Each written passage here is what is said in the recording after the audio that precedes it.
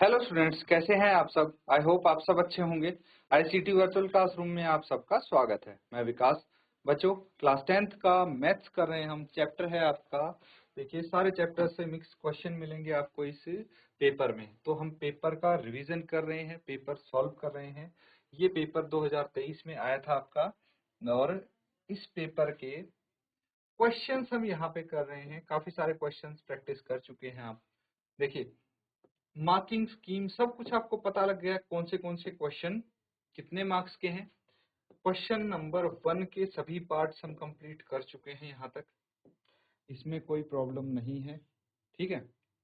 उसके बाद question number 2 जो है, क्वेश्चन नंबर 2 के आप कहाँ तक कर चुके हैं, पार्ट नंबर 3 तक कर चुके हैं, है ना। तो फोर्थ पार्ट देखिए, एपी से आ गया है। ये क्या बोला है, समांतर श्रेणी 2 4 6 8 का अनवा पद क्या होगा। तो nth टर्म आपको बतानी है, what will be the nth term of this AP. फटाफट नोट कीजिए, साथ ही साथ फिफ्थ क्वेश्चन भी देख लीजिए।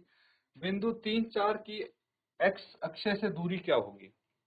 What will be the distance of point 3 4 from x axis. Note करके जल्दी से इन दोनों के आंसर बताएंगे आप।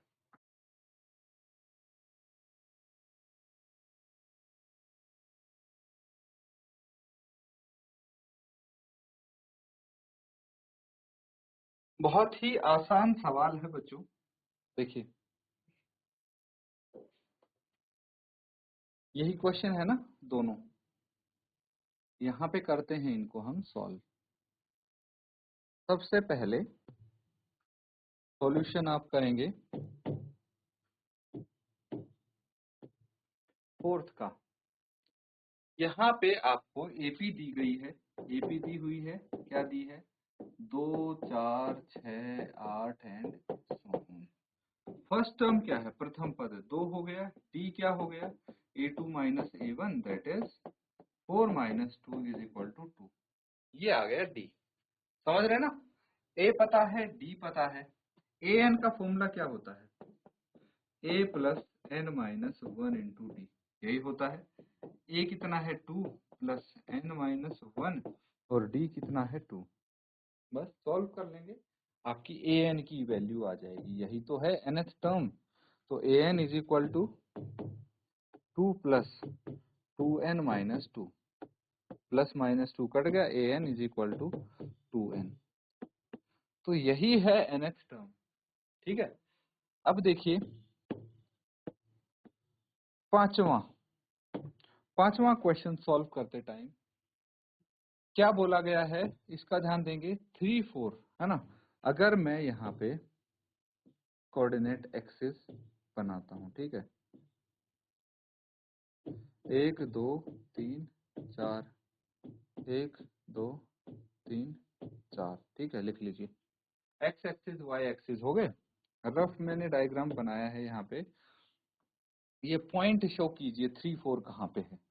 एक्स कोऑर्डिनेट 3, वाई 4, तो 3 4 यहाँ पे होगा।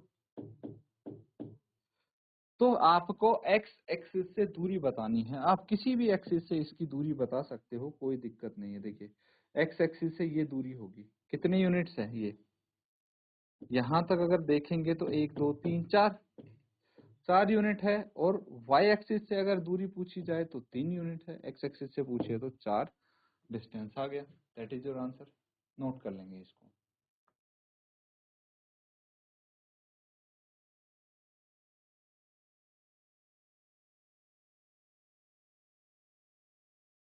ठीक है, अगले क्वेश्चन देखते हैं। ये सारे 1 मार्क्स वाले हैं बच्चों, है ना, एक एक मार्क्स में है जो आपके आए थे। तो 1 मार्क्स के क्वेश्चन कितने सिंपल होते हैं, कॉन्सेप्ट बेस्ड रहते हैं, ये आप देखेंगे। यहाँ पे क्या है, यदि एक वृत्त की परिधि 6 पाई सेंटीमीटर है तो उसकी त्रिज्या क्या होगी। if the circumference of a circle is 6 pi centimeter, what will be its radius। तो circumference क्या होता है,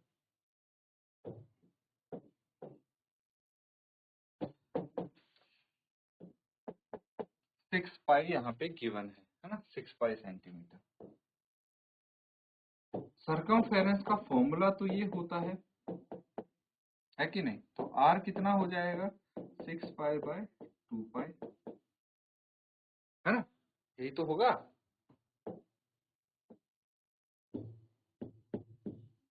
तो रेडियस कितना आ गया 3, 2 3 जा 6, तो रेडियस 3 सेंटीमीटर, दैट्स इट, है कि नहीं। नोट कर सकते हैं आप, फिर अगला करते हैं।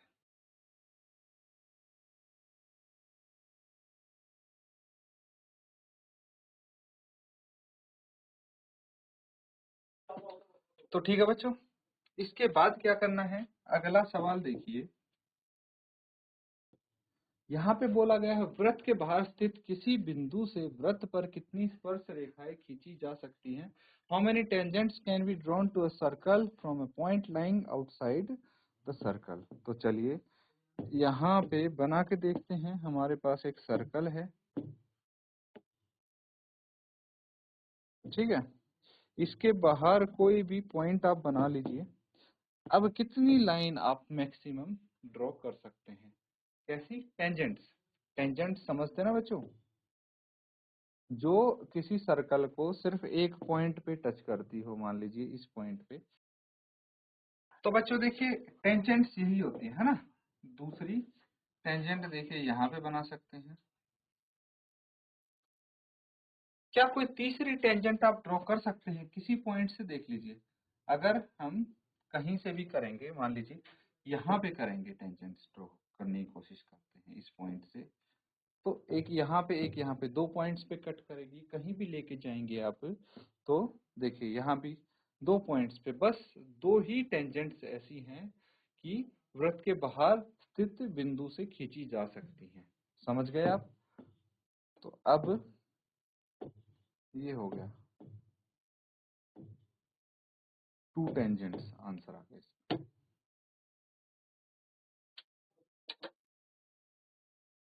ठीक है बच्चों, सबने कर लिया है, तो अगला सवाल देखिए।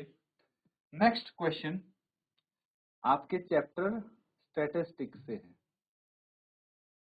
सांख्यिकी जो चैप्टर था, किया है आपने, डिटेल में किया है, ये चैप्टर भी है ना। तो बच्चों यहाँ पे बोला गया है, क्वेश्चन नंबर 8 है, आंकड़ों 4 6 3 8 2 7 का माध्य क्या होगा। ठीक है, what will be the mean of the data 4 6 3 8 2 7, इसका मीन आपको बताना है। 9th है, निम्नलिखित दिए गए आंकड़ों का माध्यक क्या है ना।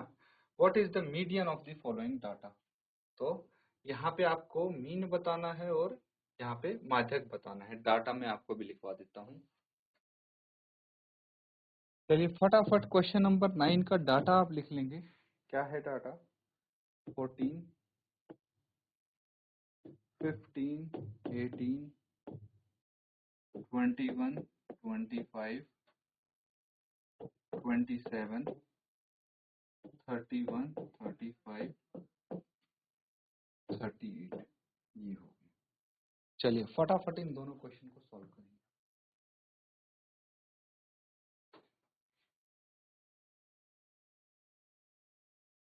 ठीक है बच्चों, इसको हम सॉल्व करने की कोशिश करेंगे। यहाँ पे क्वेश्चन देखिए, समझ में आ रहा है ना क्वेश्चन। तो अब अगर 8th की बात करें तो मीन क्या होता है, माध्य क्या होता है, व्हाट इज मीन। मीन होता है एवरेज, है ना। किसी भी चीज का, डाटा का अगर हम एवरेज निकालते हैं, दैट इज मीन। कैसे निकालते हैं, देखिए हमारे पास यहाँ पे डाटा क्या है, 4 6 3 8 2 7, इसका हमें मीन निकालना है। मीन माध्य, तो यहाँ पे कैसे निकालेंगे माध्य, सभी पदों का योग, सभी पदों का योग कर देंगे और उसको डिवाइड करेंगे पदों की संख्या से, यानी सम ऑफ टर्म्स को डिवाइड करेंगे नंबर ऑफ टर्म्स से।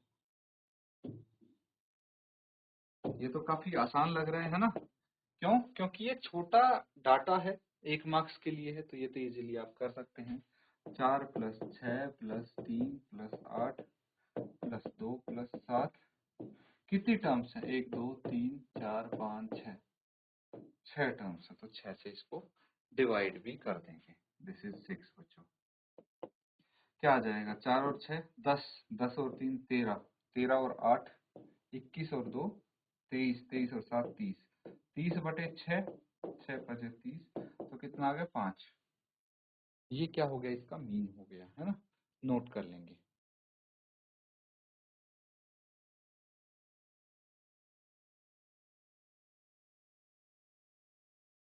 ठीक है, सबने कर लिया है नोट डाउन। अगला क्वेश्चन देखिए। क्वेश्चन नंबर 9 में आपको माध्यक पूछा गया है। क्या पूछा है? माध्यक। तो मुझे बताइए, माध्यक से पहले मैं ये भी क्लियर कर दूं, है ना? अब सारी चीजें डिस्कस कर ही रहे हैं तो मोड भी कर लेते हैं। मोड क्या होता है बच्चों? मोड होता है, इसको बहुलक बोलते हैं। क्या बोलते हैं? बहुलक। तो ये होता है मोड। तो जो चीज सबसे ज्यादा बार आती है, ठीक है, उसको हम लिख देते हैं, उसको मोड बोल देते हैं किसी भी डाटा का। ठीक है, जो मोस्ट ऑफन अकर होती है, that will be it's mode. समझ गए? अब अगर हम मीडियन की बात करते हैं तो बेसिकली जो सबसे बीच की वैल्यू होती है, मिडिल मोस्ट वैल्यू, वो मीडियन होती है।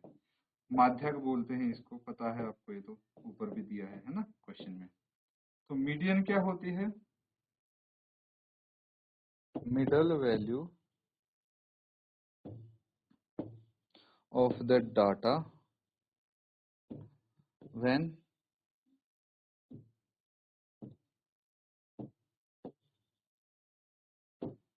it is arranged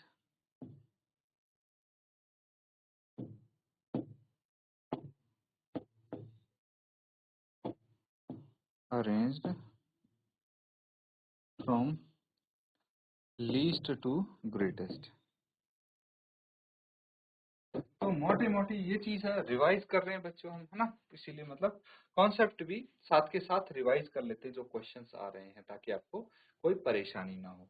तो यहाँ पे जो मीडियन की बात हो रही है, दैट मीन्स जो मिडल मोस्ट वैल्यू है, अगर हम डाटा को छोटे से बड़े में अरेंज करते हैं तो। समझ में आ गया ये चीज? अब देखिए, हम अगर मीडियन की बात करते हैं, क्या हो जाएगा?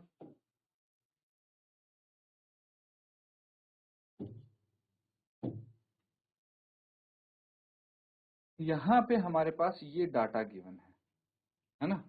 तो एक काम करते हैं, इसको हम अरेंज करेंगे। तो जब अरेंज करेंगे 15 18,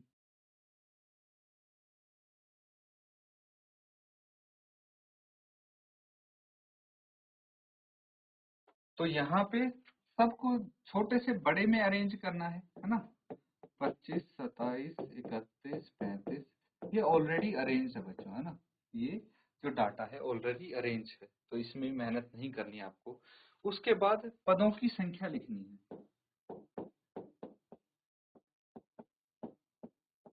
कितनी है यहाँ पे पदों की संख्या? नंबर ऑफ टर्म्स, एन लिख लीजिए इसको।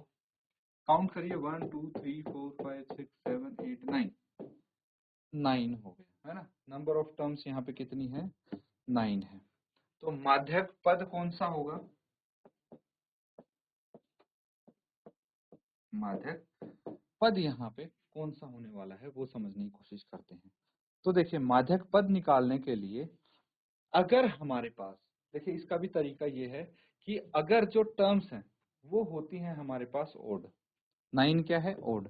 अगर ओड नंबर होता है, इस केस में क्या करते हैं हम, जितनी टर्म है उनमें एक जोड़ के 2 से डिवाइड कर दीजिए। यानी 9 टर्म है, एक जोड़ दीजिए, 2 से डिवाइड कर दीजिए, 10/2 दैट इज 5, पांचवा पद होगा।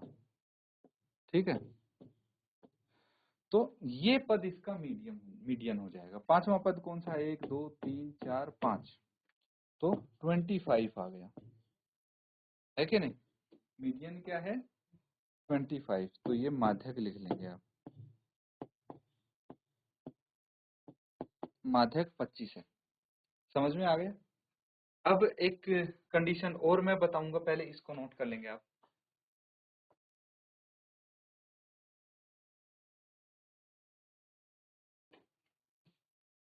तो देखिए बच्चों, यहाँ पे मैंने बताया जब आपके पास नंबर ऑफ टर्म्स होंगी ओड, लेकिन अगर इवन नंबर ऑफ टर्म्स होंगी तो क्या करेंगे? इवन मतलब यहाँ पे 9 की जगह मान लीजिए पद होते, पदों की संख्या 10 होती, उस केस में क्या करेंगे? तो उस केस में बच्चों n/2 एंड n/2 प्लस 1 है, इसका एवरेज निकालेंगे और वो वाला पद होगा। ठीक है बच्चों, वो क्या होगा? वो माध्यक हो जाएगा। समझ रहे हैं? तो इसको आप अच्छे से लिख लीजिए, नोट कर लेंगे। तो क्वेश्चंस हम धीरे धीरे कर रहे हैं, 1 बाय 1 कर रहे हैं। उम्मीद करता हूँ सब बच्चों को अच्छे से क्वेश्चन समझ में आ रहे हैं, नोट डाउन भी कर रहे होंगे। रिवाइज जरूर करते रहिए बच्चों इनको घर जाके। इसी के साथ स्टूडेंट्स आज का सेशन हम यहाँ पे एंड करेंगे। Thank you and have a nice day.